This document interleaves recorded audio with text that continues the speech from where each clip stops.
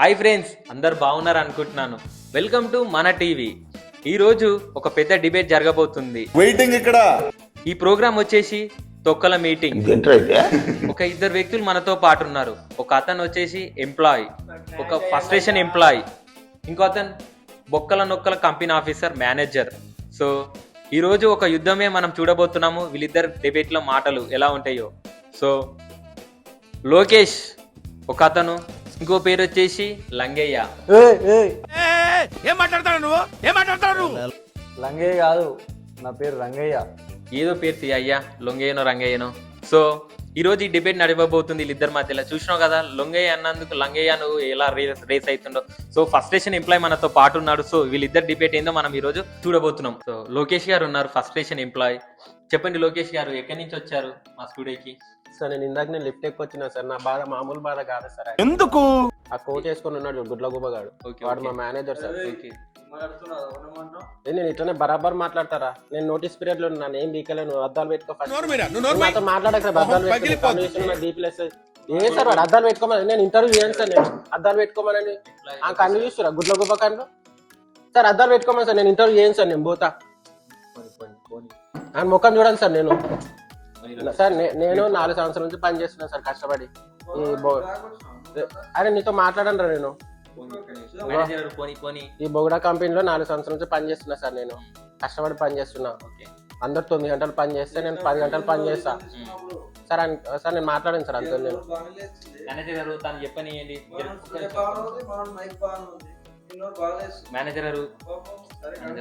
Sir ఇప్పుడు మీరు నా బాధ అడిగారు సార్, చెప్పాలన్నా వద్దా? వచ్చినప్పటి నుంచి పచ్చి మంచినీళ్ళు కూడా లేదు మళ్ళా స్టూడియో మళ్ళా. సరే సార్ 4 సంవత్సరాల నుంచి పని చేస్తున్నా సార్ ఇక్కడ కష్టపడి. అందరు 9 గంటలు పని చేస్తే నేను మాత్రం 10-10:30 గంటలు పని చేస్తుండే. షట్టర్ కూడా నేనే పని చేస్తా. ఇంత డెడికేటెడ్ ఎంప్లాయ్కి వాళ్ళు ఎట్లా చూసుకోవాలి సార్? నెత్తి మీద పెట్టి పాలాభిషేకం చేయాలా. కానీ మేనేజర్ వాళ్ళు ఏం చేస్తారు సార్? పులిహోర బ్యాచ్. సంవత్సరాల నుంచి నేను ఇంత కష్టపడి పని చేస్తున్నాను, ఎంత నమ్మించి పని చేయించుకోవాలి సార్? వాడేం చేస్తాడంటే పొద్దున ఊపుకుంటూ కార్లో దిగుతాడు, 10:30-11 గంటలకు వస్తాడు. మేమేమో దొడ్డి చాకరీ చేసుకుంటే 8:30-9 గంటలకు వచ్చి సిస్టమ్ ఆన్ చేసుకొని అందరికి మెయిల్స్ పెట్టించి బిజినెస్ మాత్రం మేము పైకి తీసుకోవాలా. వాడు మాత్రం పైన తిరుగుతాడు ఫ్లైట్లో. చిలిపిరి నా కొడుకు. ఏం సార్ ఇదేనా ఫ్రస్ట్రేషన్? అమ్మాయిలతోనేమో మంచిగా మాట్లాడతాడు, అబ్బాయినేమో ముష్టోళ్ళని చూసినట్టు చూస్తాడు. మొన్నటికి మొన్న సార్ ఛాయ్ మంచిగా లేదు, వేరే ఛాయ్ తెప్పియని అంటే నీకు ఇచ్చేది జరా భయ్ తాగుతుందా లేకపోతే దుబ్బే అంటాడు సార్. ఆడవాళ్ళకేమో మంచిగా బ్రూ కాఫీలు అంటే ఆ కాఫీ ఈ కాఫీ కోల్డ్ కాఫీ చెప్పిస్తాడు. మేమేం తప్పు చేసినాం సార్? వాళ్ళకి ఇచ్చేది అదే శాలరీ, మాకు కూడా అదే శాలరీ. మొన్న టీం లంచ్ పెట్టింది సార్. టీం లంచ్ అంటే మేమందరం మా టీం పర్ఫార్మెన్స్ అంత బాగుందని చెప్పేసి కంపెనీ వాళ్ళు హెడ్ ఆఫీస్ వాళ్ళు ఉంటారు కదా సార్, వాళ్ళు వచ్చేసి దాదాపు 1 లక్ష రూపాయలు ఇచ్చారు. టీం వాళ్ళు అందరు కడుపున అన్నం పెట్టండి అని మంచిగా చూసుకొని అని చెప్పేసి. వాడు ఏం చేయాలి సార్? 1 లక్ష రూపాయలు అందరు ఎంప్లాయీస్ మీద ఇన్వెస్ట్మెంట్ చేయాలి. ఈడేం చేసిందంటే 49 రూపాయలు బిర్యానీ తీసుకొచ్చి ముఖాన్ని కొట్టింది సార్. ఆడు మిగతా పైసలు అన్నీ దొబ్బిపోతాడు. మేము ఎక్కడ పోల్చారు? పొజిషన్లు హైక్లు రికమెండేషన్లు మొత్తం ఆడోళ్ళకి. మేము మాత్రం ముష్టోళ్ళం అడుక్కొని తినాలా మేము మాలాంటి వాళ్ళు? మొన్నటికి మొన్న ఐజేపీ ఉంటుంది సార్, ఇంటర్నల్ జాబ్ పోస్టింగ్ అని. వాడు 4 ఇయర్స్ నుంచి ఎవరైతే సీనియర్ ఉన్నారో వానికి పొజిషన్ ఇవ్వాలి కదా. ఈ నా కొడుకు ఏం చేస్తున్నాడు అంటే మొన్న జాయిన్ అయింది ఒక 6 months అమ్మాయి. డాడ్ లిటిల్ ప్రిన్సెస్ స్కూటీ మంచి నడుపుతా అని చెప్పేసి పొజిషన్ ఇచ్చింది సార్. ఆడు మేనేజర్ అంటారు ఆయన్ని. పెండతో కొడతారా నేను కిందికి వస్తాగాను? అది కాదు సార్. ఇంకో విషయం ఏంటంటే ఇప్పుడు ఛాయ్ కి నార్మల్ గా బాయ్స్ పోలు కదా సార్, వీడు మాత్రం అమ్మాయిలు ఉంటేనే పోతారు సార్. వీడు అంత అవసరం ఏముంది నీకు? మేనేజర్ అందరిని ఒకలానే చూడాలి, అమ్మాయిలు ఏంటి అబ్బాయిలు ఏంటి అందరం ఒక్కటే. మనం ఒక ఆఫీస్ పని చేసినప్పుడు అందరిని ఒక ట్రీట్ చేయాలి. ఏంటి మేనేజర్ ఇది? నేను మొన్న అడిగినా సార్, ప్రతి సంవత్సరం హైక్ ఇస్తాడు.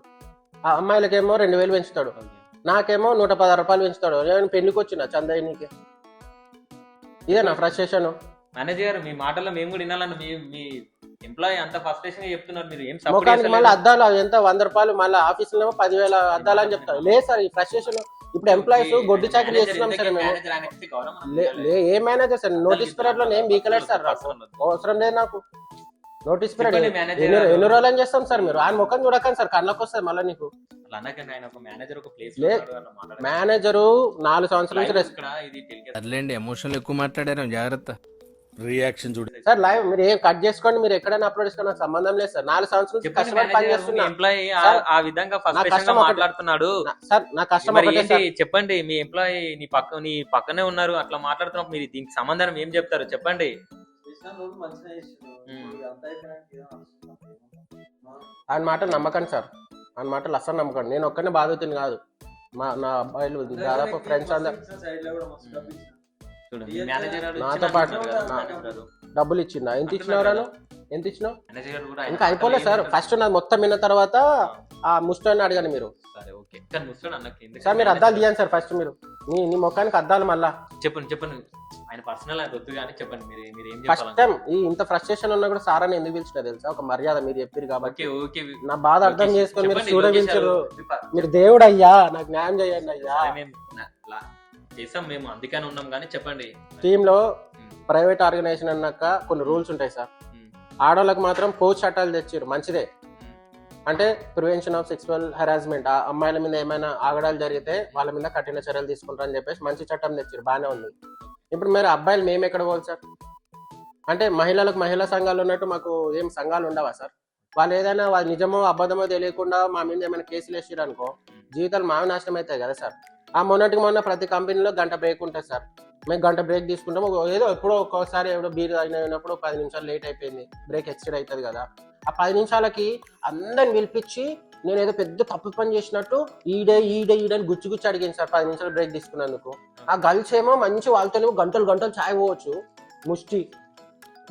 మేము మాత్రం తీసుకోకూడదు సార్ మేనేజర్ బ్రేక్. మరి దీనికి అన్ని ఏం సంబంధం సార్ ఫైనల్ గా నేను చెప్పే న్యాయం ఏంటంటే ఒకటే సార్, నా బాధ ఏంటంటే అందరికి ఈక్వాలిటీ రావాలి, అందరినీ సమానంగా చూడమనండి.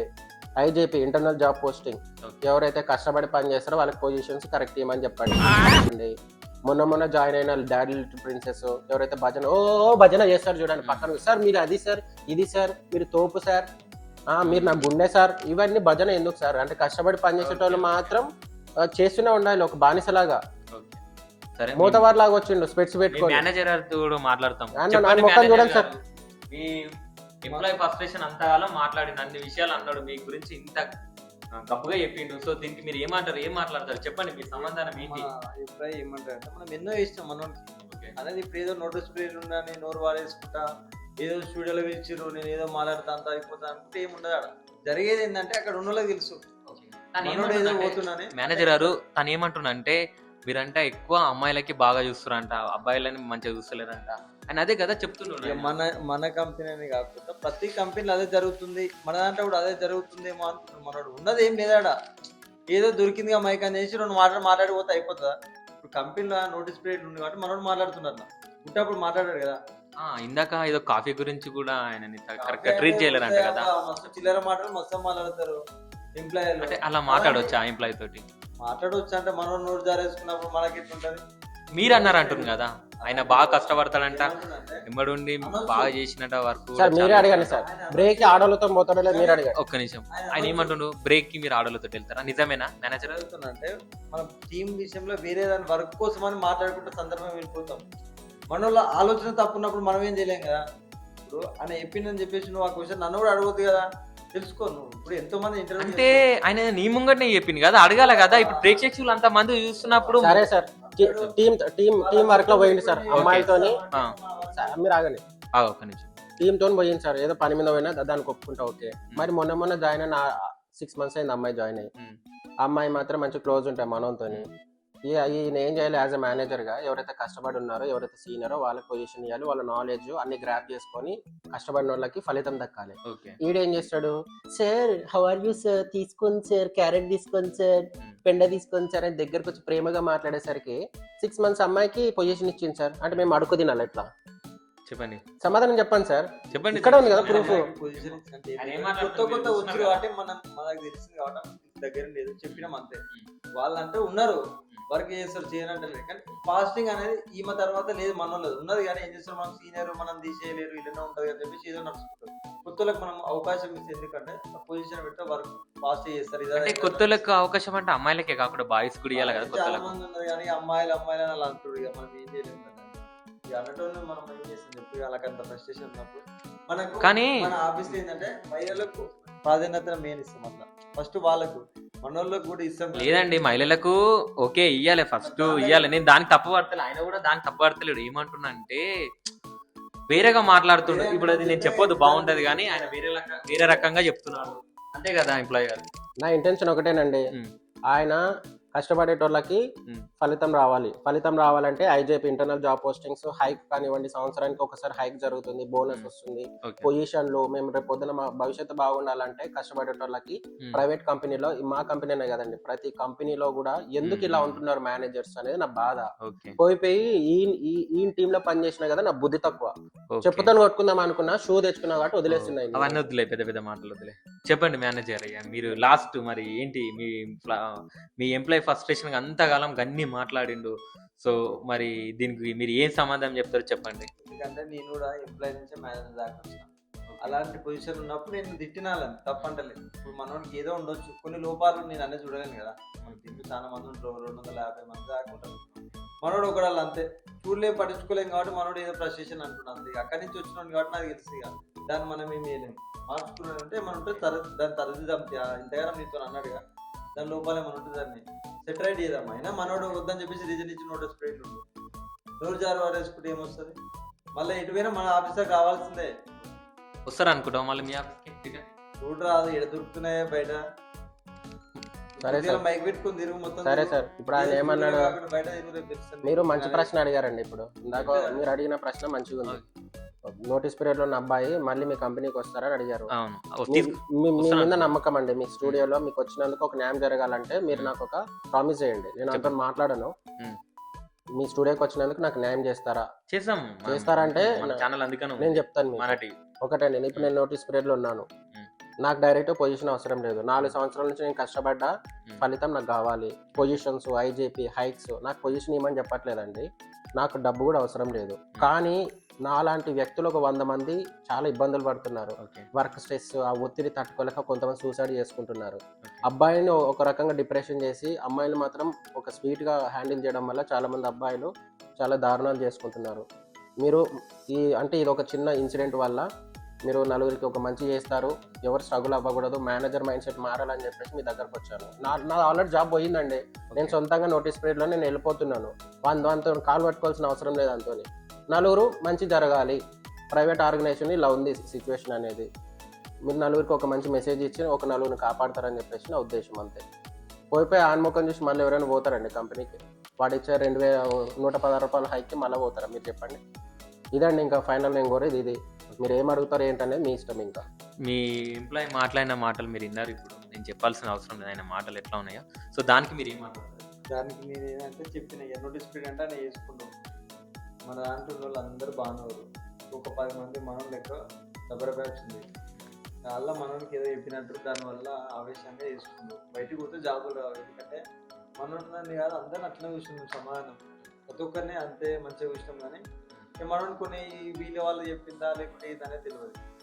దాన్ని మనం ఉంటే సెటరేట్ చేయాలి. సరే అంత ఆవేశపడుతుండు కాబట్టి కంట్రోల్ ఉండాలి. మనం ఏంటంటే చేసింది అది మన మస్తు చేసి మనం మీద చేసినాం, ఆయన గెలవాలి మనకు గెలవాలి.